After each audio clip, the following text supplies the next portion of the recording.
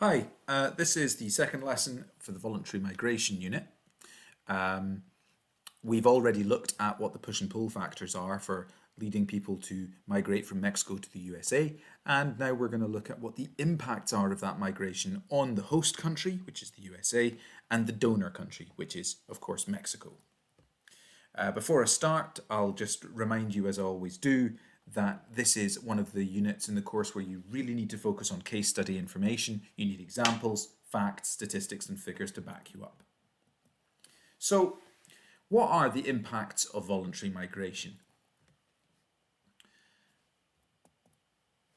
A good place to start is looking at some of the positives that migrants have. And all developed economies around the world rely to some degree upon immigrant workforce. It's notable, as you can see on this graph, that between immigrants, people who are born within the USA but who have immigrant parent, and people who are naturalized American, not naturalized Americans, people who are born American and have American passports, that at master's degree, professional degree, and doctorate level, there's actually considerable balance between their levels of qualification.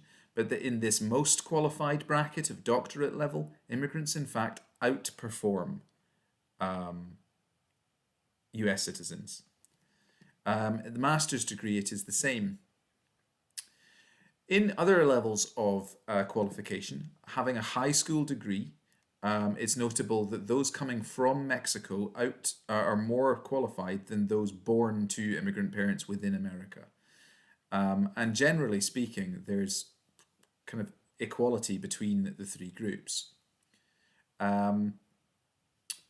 It would be incorrect not to identify the fact that when we look at those with less than high school qualifications, in other words, those who have not finished high school, our immigrant population does there's many more people who are Mexican migrants compared to children of migrants and compared to US citizens. So there's two pictures here.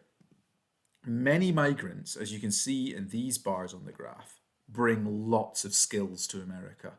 They are really well qualified people who are doing everything from frontline healthcare, surgeons, doctors, dentists, etc., to engineers and business leaders. Then there is also an unskilled part of the migrant workforce, migrant population, who themselves bring certain benefits to the USA. It's also important to have a less skilled workforce who will work for less money.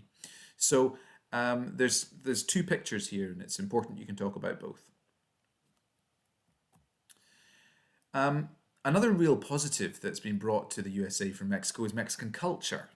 You only have to listen to the music that comes out of the USA to hear the influence that Spanish and Latino culture has had upon music. Another obvious example is, of course, food. Mexican food is in fact the highest selling fast food in the United States. Taco Bell is the largest of the fast food chains in the United States, outcompeting McDonald's. And so that is an undeniable, and we would, I suppose, have to assume positive impact upon the United States. Some other impacts, though, are more current and political. And when we talk about dreamers, a term you may have heard of if you follow the news, what we are referring to is DOCA children. That is children who are born in the US of immigrant families, but under recent legislative changes in the Trump administration, they have had their futures put in doubt as their status, their citizenship status, was under threat. You can see this gentleman in the picture here is clearly well qualified. He has a medical background. He is the child of a migrant. He's grown up in the United States. He considers himself a US citizen. And under the DOCA guidelines, which Barack Obama put in place, he would be eligible to get his citizenship status. That is his green card. And that has recently been put in doubt, and hence people are protesting against that.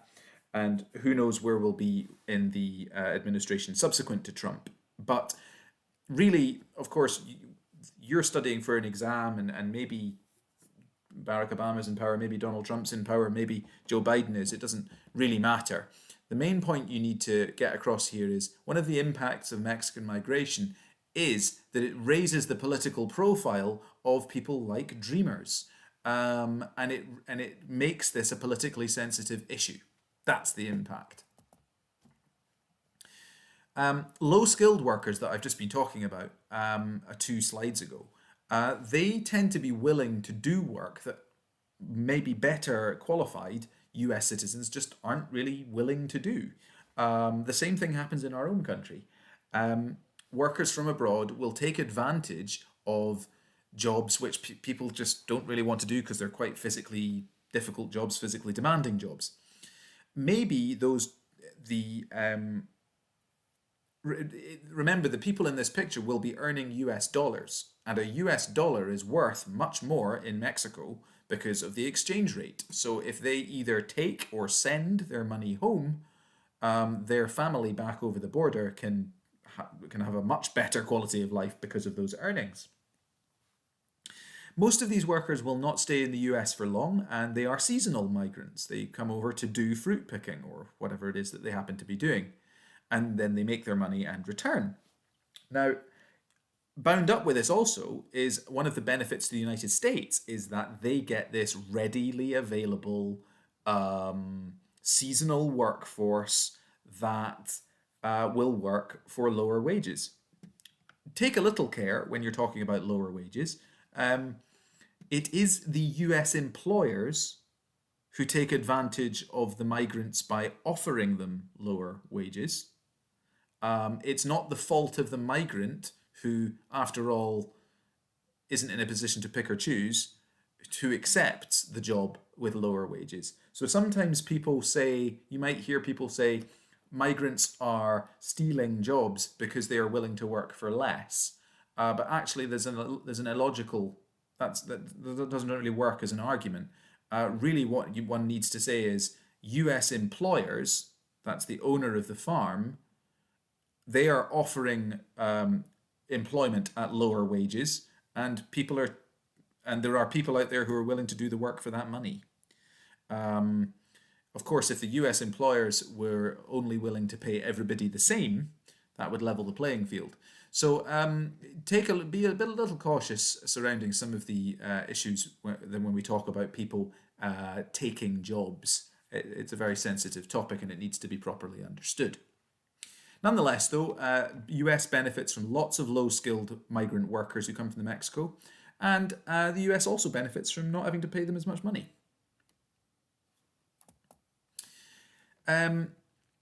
Another political aspect of this is the border wall, which I'm sure you will have heard of. It was a major part of Donald Trump's campaign manifesto. That means the promises he made to the US public before coming into power. Now, it's worth pointing out, actually, just because this is not a political subject, it's just useful for you to understand the context of things, that billions of dollars have been invested before Donald Trump was ever on the political scene in a border wall between the USA and Mexico. It's part wall, part fence, part of it uses the geographical landscape. For example, the Rio Grande actually forms part of the border, and it's obviously a major physical barrier because it's a large river. It is, of course, now a major part of the USA's foreign and domestic policy, though, and that is thanks to Donald Trump. He's raised the profile of this geographical feature beyond anything, and everybody's heard of it now. And it has become a major political sticking point between Mexico and the United States of America. Historically, though, one of the impacts we're focusing on here is in controlling illegal drug smuggling and people smuggling into the United States of America. That's what the border wall principally seeks to stop. And one of the impacts of migration into the USA is it's unavoidable truth to say that one of the impacts of it is that drugs are smuggled into the USA, and an impact of that is that a large border fence has had to be constructed at billions of dollars of cost to the American establishment.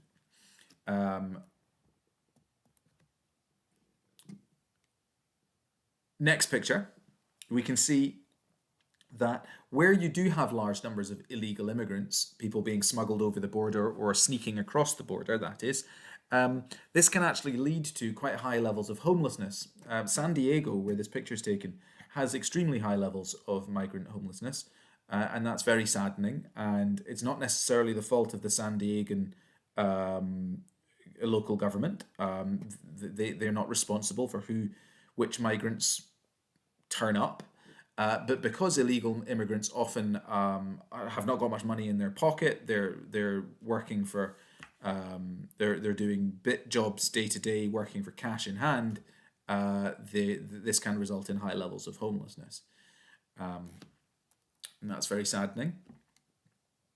Attached to that, when you have large numbers of immigrants coming over the border, some of them illegally, but we must always remember the minority, the vast minority, the tiny minority of people are illegal.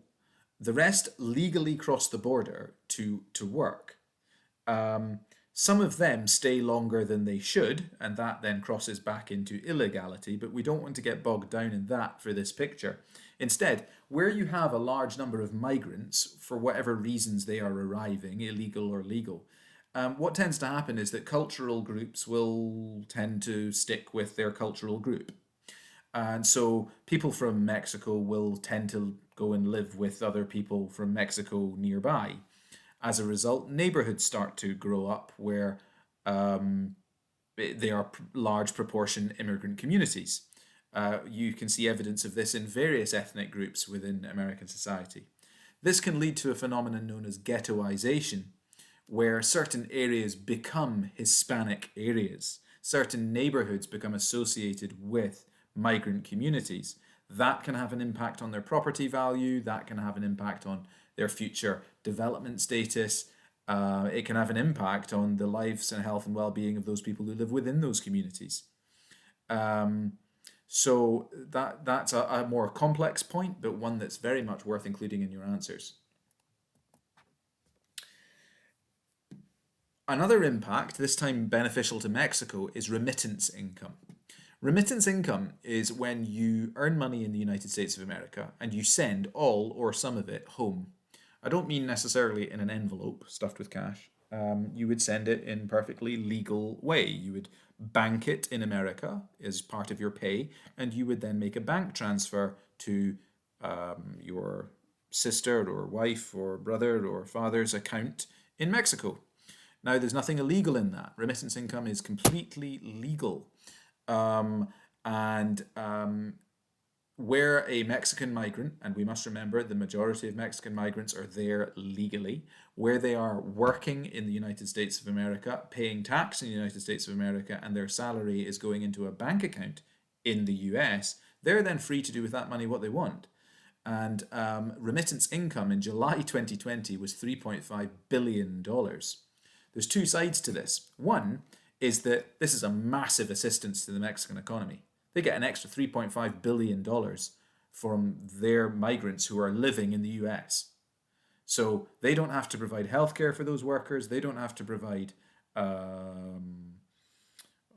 any of the facilities that the state provides for those people. The US government has to do that. But that $3.5 billion comes back into Mexico to be spent by Mexicans, presumably within Mexico. So it's a massive assistance to the Mexican economy. Indeed, a negative side of that story is that the Mexican economy is actually slightly dependent upon that money. $3.5 billion is not small change, especially in Mexico. And it's money which the Mexican government does, to an extent, rely upon. you can see these are monthly statistics. So this is big money coming back over the border into Mexico. And that's called remittance income.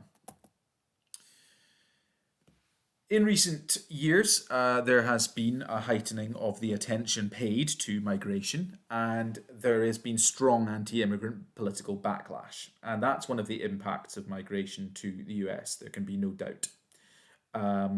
Some people feel that immigration is out of control and that something needs to be done to limit it. In the interests of balance,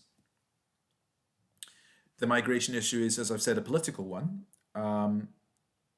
And the USA has traditionally welcomed immigrants to the country. And historically speaking, all US citizens, in fact, did arrive as immigrants. Only Native Americans are the exception to that. And lastly, within those two opposing views, there's also illegal immigration to the USA. And as this person here is pointing out, it's kind of pointing out the obvious, isn't it? Where someone is illegally in the country, that is, of course, illegal. So there's a moral argument, there's an historical argument, there's an economic argument. There's much more complexity to this than simply Mexicans are good or bad, or the US is good or bad. It's much more subtle than that, and that's one of the reasons you're studying it, is to try and understand that and to navigate your viewpoint, navigate through that to form your own viewpoint. As I've said, geography is not geopolitics is a subject you can do, but at school level, geography doesn't focus on the political motivations for things, but what we do focus on is the on the ground reality of what is happening, and we do try to do so impartially. So, what are the impacts on the USA? Now, if you look at the exam question, you're going to be discussing impacts on either the donor or a receiving country. Now, in your preparation for the exam, you would be a fool not to prepare for a question that doesn't give you this or option. Do not assume that they're going to give you the or. As in, you can't just have your revision and focus on donor. Okay? That would be a bad move. So discuss the impacts of migration on either the donor or the receiving country, but you must revise and be prepared for either of these. I'll start off with the USA, which is, of course, the host country, the receiving country in the SQA's question here. And as I've mentioned now, the short-term gap in labour is filled. Where there are jobs available, the USA doesn't need to worry about filling those posts. Most migrants are, in fact, well-qualified individuals, as I've demonstrated to you. Some migrants are not well-qualified, but that means that they'll take jobs that other people don't want to do, and they'll do it for competitive wages, which reduces labour costs. So the USA is loving that. Many migrants are college graduates and bring skills to the US economy, which is fantastic. Migrants enrich the culture with language, food, and music, and art.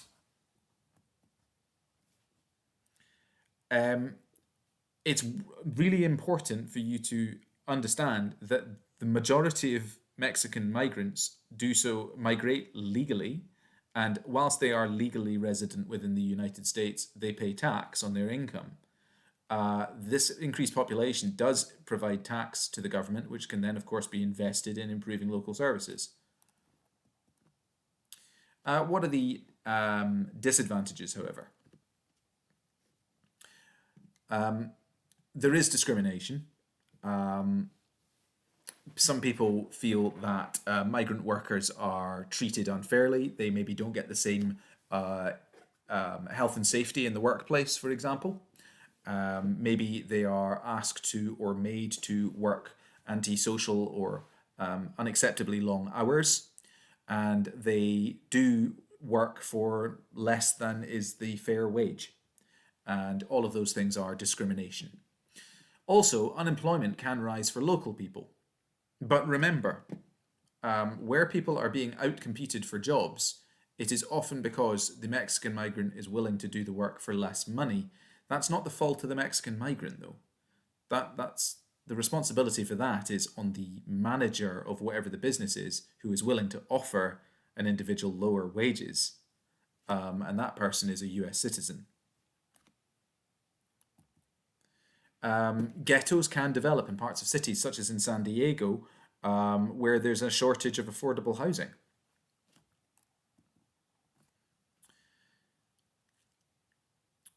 Obviously, if you've got an increasing population in an area such as San Diego, you're going to have to pay for and increase the provision of schools, healthcare, housing, etc., policing.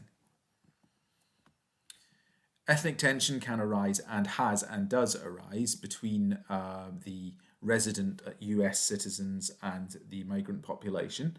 Some people feel their culture is being eroded or replaced. Other people feel simply more that their job opportunities and prospects are being taken away.